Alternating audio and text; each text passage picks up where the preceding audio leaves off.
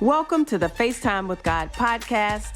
I'm your host, K.Farrar, and yes, you have tuned in to the right place because we're bringing Christ to the culture and the culture to Christ.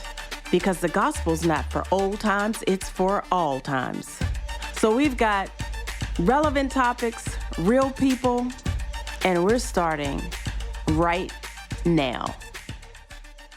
Hey everybody, it's K.Farrar, and we have a really great topic for you on tonight's podcast. You might want to grab a pen and paper, phone a friend, your family members. This is a really hot topic, and to be honest, there's so much more that we didn't even get into tonight. For example, there's information out here that if your child is on an IEP, did you know that they may be able to get an accommodation for the SOLs? They might not even have to take the SOLs all together. So much good information. We couldn't even get into all of it, but stay to the end of this podcast and we're going to give you information where you can contact tonight's guest for maybe some individualized instructional help for your student. Let's hear from Mrs. Janice Ross.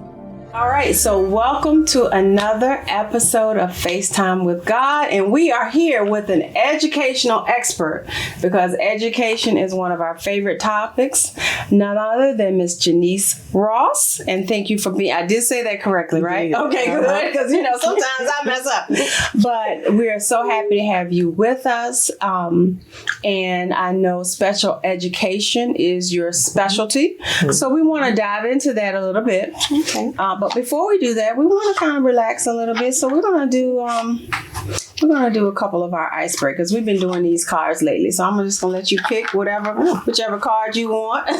We got some pretty colors in there, so pick a card, and you can read your question. Or you got a couple. You can do both of them. What is one of your favorite topics of conversation? Okay.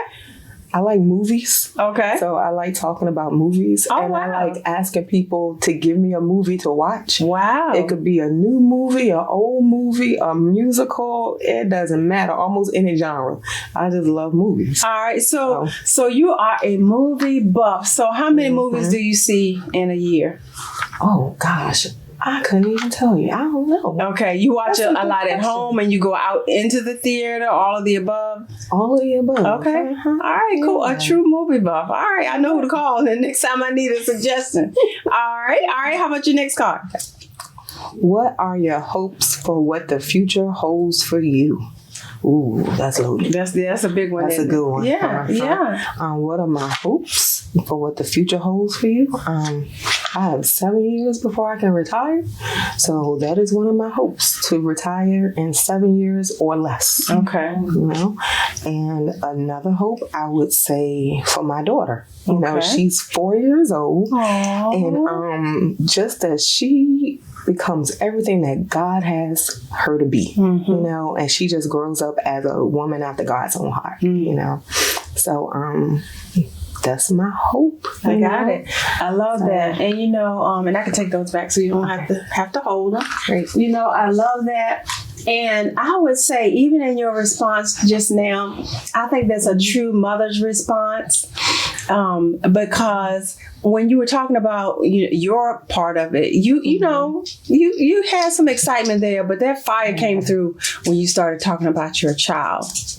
And that's just a mother's heart, but also a caring heart of a teacher. Teachers care. So it's a calling for you. Is that right? It is. All right. How did you get into this field? What got you going? Oh my goodness. Okay. So I remember growing up and my grandmother used to want to be a teacher, right? She graduated high school when it was only up to 11th grade. And she was from the country, you know, so there wasn't any really going to college or anything, but she always wanted to be a teacher.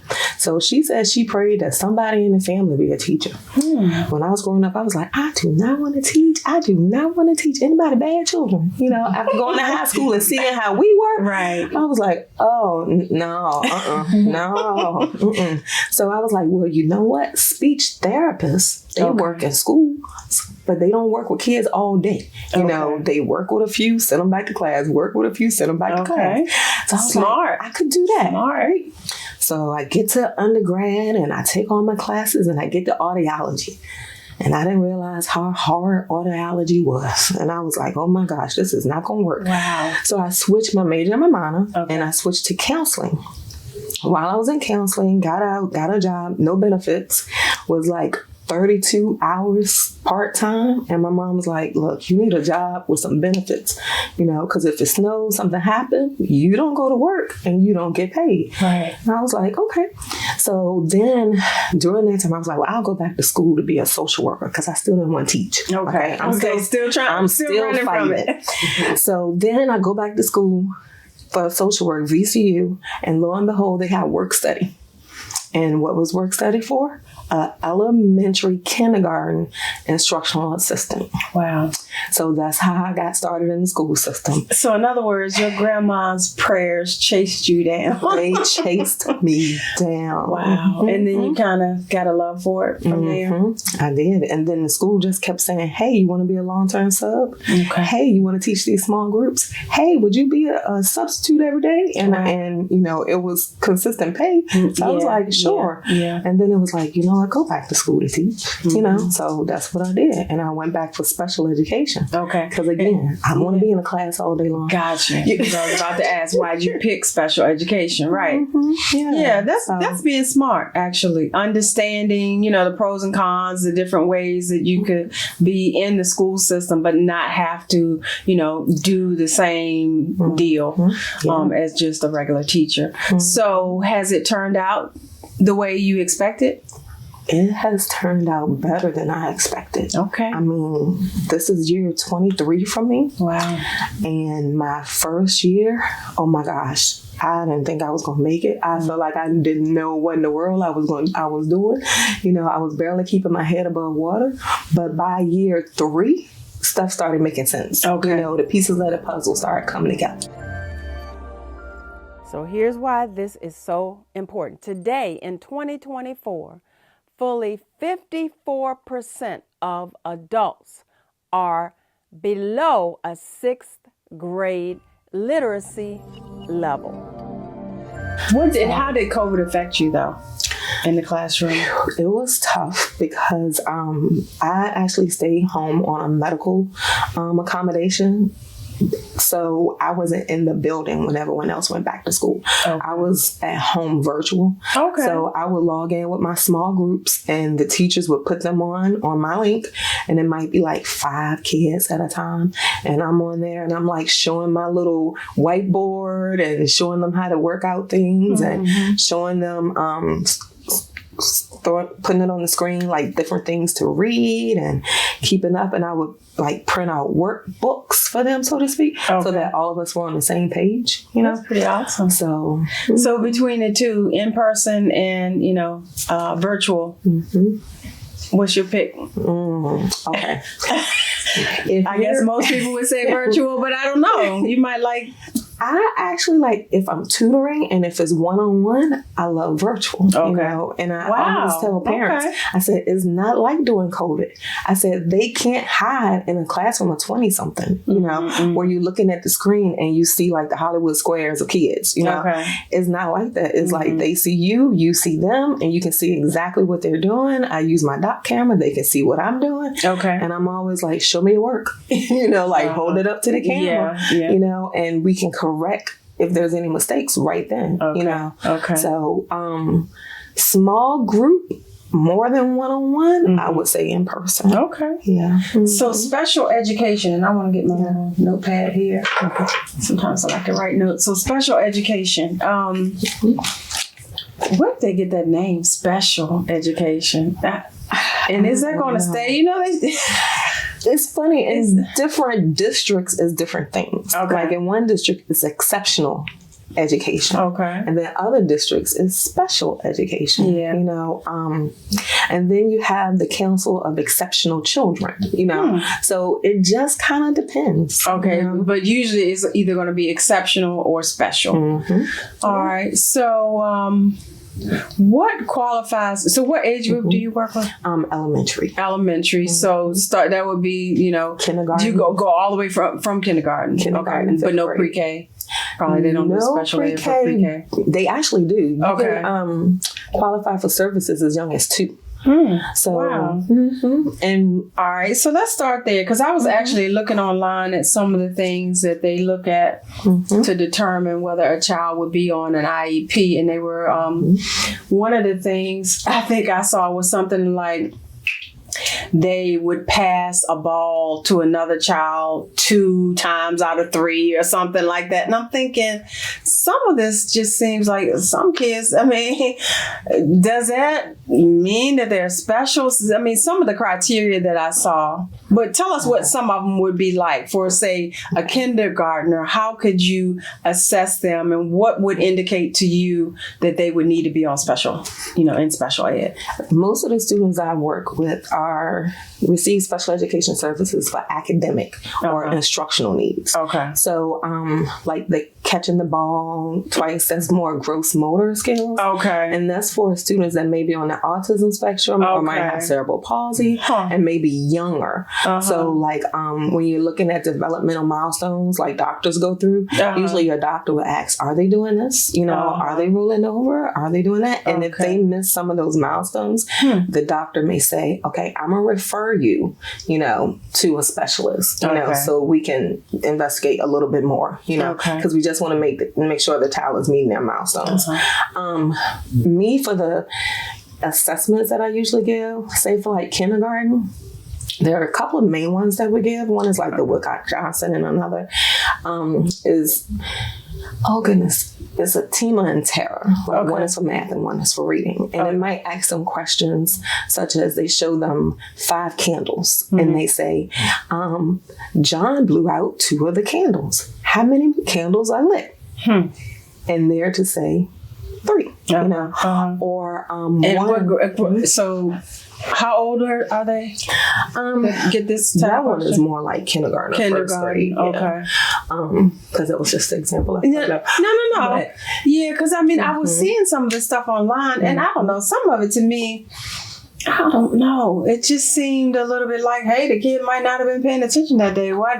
Does that really mean they should be in special ed? I mean, do you think these assessments are on point? I know there's a lot of research behind them, but the valid assessments are made so that it's more than one question on the same like topic, so to speak. So if they miss this particular one, they'll have another gross motor, such as can they roll the ball to a friend and receive it back? You know, so it'll be like more than one question on the same topic. So then they kind of do an average. Got it. Okay. Yeah. All right. So I don't know. What do you feel are the trends right now in special ed that parents might want to be aware of that are listening tonight? Okay, trends. Goodness, that's a tough question. With COVID being like, you know, a couple years past now, students that had a greater difficulty during that time now are showing like, a greater gap in their academics. You know, in the classroom, you know. So some schools, like somewhere I saw, like overall in the United States, reading scores have fell. And that started back with COVID, you know. So I know like a lot of school districts are, you know, trying to combat it by teaching science of reading program, which is a more, multisensory approach. And is really a lot of direct instruction and a little bit more intense than what we used to do. And then other instruction and having more assistance in the classroom. The governor has an all-in tutoring program for each of the districts in the state, where the states can decide how to use the money. But a lot of the states, or districts, I shouldn't say state, the districts in the state can decide how they want to use the money, where they can create a tutoring program, which are taught by teachers, So, and it's teachers that teach that grade level, So the skill level is there. And that's in reading and in math. Okay, so here is another statistic, and I'm not going to call it a fun fact because it's not something we're celebrating, but it is something we are looking to help change. Today in 2024, 21% of U.S. adults are considered illiterate. So with some of the things that we're seeing, reading scores falling, even just some of the behavioral things that we're seeing with our kids, what would you say to a new parent right now that they can begin doing with their child? I mean, what are some of the top things that you would like to see parents doing with their kids more to help educators be able to do their jobs better? One is read every day. At least 20 minutes a day. Say that again. Read every day for at least 20 minutes. It's proven that vocabulary of students that read 20 minutes a day for years, their vocabulary scores are greatly higher than those that don't. They're understanding their background knowledge, and all of this plays into reading and reading comprehension. Because if they're reading a grade level text and they come up with a word such as forest, I'm just making something up, and they're like, I don't know what a forest is. Well, that's where Hansel and Gretel comes in. That's where the three bears and the different nursery rhymes and other stories that you read along the way comes up, because that word forest is used in those words. So that's one way to teach vocabulary, is teaching characters, setting, is even teaching social skills with people, because they see how different characters interact with each other. Wow. So reading as in actual books, or is it okay? Is it just fine that is on a TV screen or off of your phone? Or, I mean, does it matter from an educational standpoint? I would say just read. Just read. If you can't get to a book, read it on the phone. If you can't read it on the phone, put the subtitles on the TV. I actually had a student today, because I went around my table for my fifth graders, and I was like, how many of you guys read every night? And then one of them was like, I can't read because I have football practice. And I was like, you don't have football practice all night long. Okay. And then another one was like, I read the subtitles on the TV. Wow. And he was like, is reading? And I told him, I was like, you know what? It is, So I said, I'm cool with that, because you're reading, because it's hard to ignore those words when they're popping up on the screen when you're trying to watch TV. So, like you said, it's reading. It's reading. Yeah. So tell us more about what you do. You work in the school, and then you also tutor. What's your day like in terms of working with students? Oh, goodness. Or maybe your week, because I don't know if it's the same thing every day. Yeah, it's different every day. As far as hours and stuff. During the day, I go to work in elementary school. I pull out this year, every year for special education teachers, you never know what grade you might have. But I know it's going to be K through 5. So this year I have second graders and fifth graders. And I'm thankful that the fifth graders I've had, some of them I've known since they've been in first grade, and I love to be able to, as we call it, loop with them or grow with them, because I know where they are. So the next year we can hit the ground running. They know my expectations. I know their personalities, and I've already established a rapport and relationship with their parents. So I'm pulling up. I have reading groups, math groups for those 2 grade levels. And then I have reading and math. And then after work, we usually have a meeting. Almost, I'm not going to say every day, but it seems like it. At least maybe twice a week. So then we'll have a meeting, and then after that, I might go tutor a student from like 5 o'clock to 6 and another from 6 to 7. Sometimes it's virtual. So I'm thankful that I can go home, you know, because that saves travel time and I can be with my family afterwards. I can just go downstairs. And then other times I go to the library, or there are instances where I go over families' houses. You know? All right. So you'll do that. And you do that for elementary students. And because they're running behind in reading and they need extra help, or is it, so it's mostly just for academics, is not, you're not helping them specifically as a special ed child, or, you know, you work with any child if they need help? I work with reading? any child that need reading or math. Or math, yeah. And it's interesting because sometimes students are referred to me because parents sometimes see like, I think there might be something there, but I'm not sure, you know? So I would say this past year, 3 students that I work with, 3 were referred for special education services. 2 now have IEPs and receive services at their school. And 1 has a 504 where, and that's like a medical accommodation, so to speak. So you receive the accommodations such as flexible breaks, you know, just to take a break, because he was diagnosed with ADHD. So he doesn't need like a lot of services from a person helping him. But when he takes breaks, has the opportunity to get up, walk around, kind of flex a little bit, and then come back to reset. That helps him. You know? So that's one thing that I do. And then I also help parents navigate special education.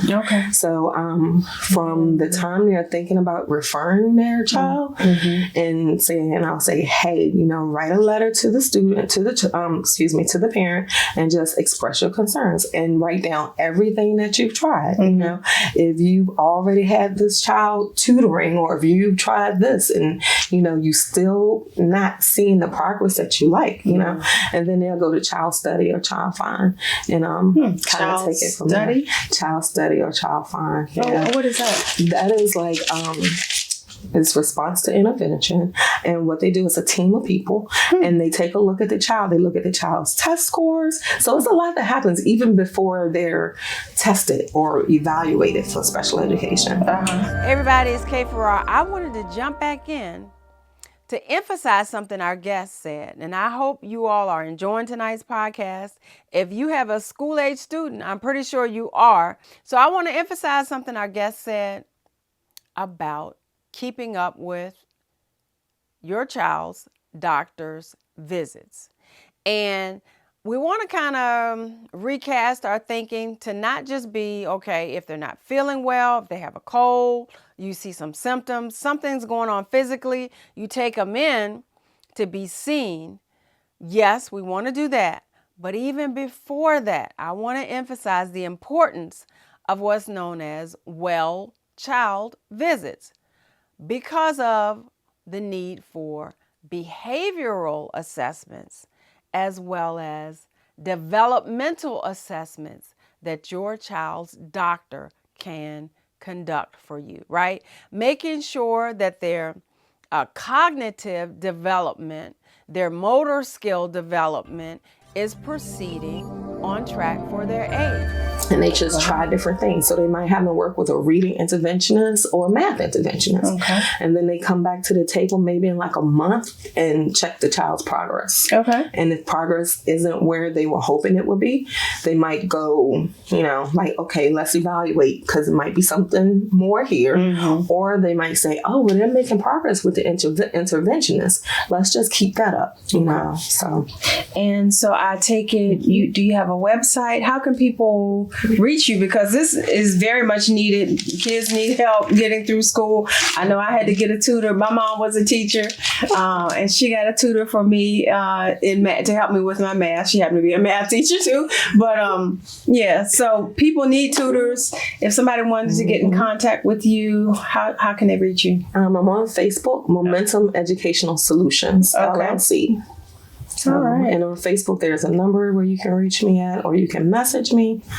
So, all right, Momentum Educational Solutions. mm-hmm. We will put that up on screen so everybody will know how to contact you. Anything else you want to share with the audience before you leave? I'm just thankful to be here, and to just thankful you're share here this as well. information, so. Absolutely. Yeah. We are so thankful to have you. And you will be hearing from us again because we love education. We're about to be a part of a teen summit coming up, so we're really excited about that. That'll be our first outreach. But yeah, we'll be definitely reaching back out.